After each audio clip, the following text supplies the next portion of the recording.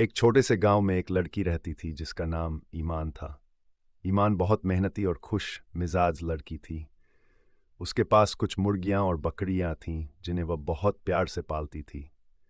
उसके खेतों में हरी भरी घास हर जगह उगी हुई थी और वह अपनी रोजमर्रा की जिंदगी में खुश रहती थी।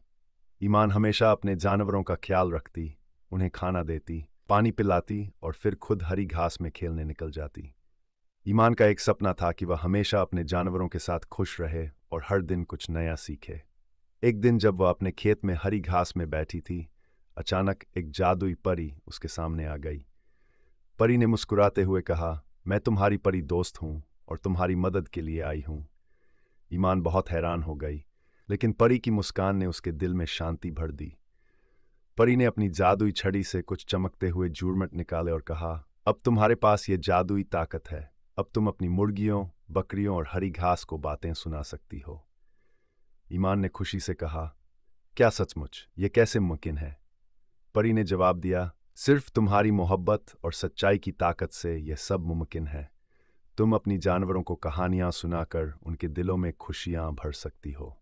इसके बाद ईमान ने अपनी मुर्गियों और बकरियों को एक जगह इकट्ठा किया और फिर उन्हें कहानियां सुनानी शुरू कर दी।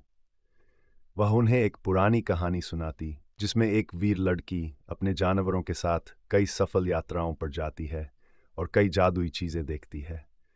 वह कहानियां सुनाते हुए कभी मुर्गियों को गोदी में उठाती, कभी बकरियों के साथ हंसती और कभी हरी घास में लेटकर उन्हें अपनी कहानियां सुनाती।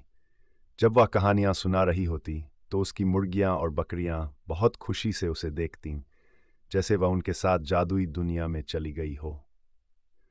ईमान ने अपनी परी दोस्त से कहा, मैं बहुत खुश हूं क्योंकि अब मेरे जानवरों के साथ हर दिन नया और खुशगवार होता है।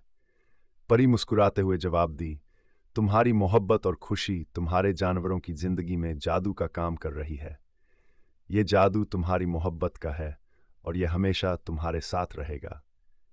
उस दिन के बाद ईमान और उसकी परी दोस्त हर दिन मुर्गियों और बकरियों के साथ कहानियां सुनाने का सिलसिला जारी रखतीं और गांव में हर तरफ खुशियों का माहौल था।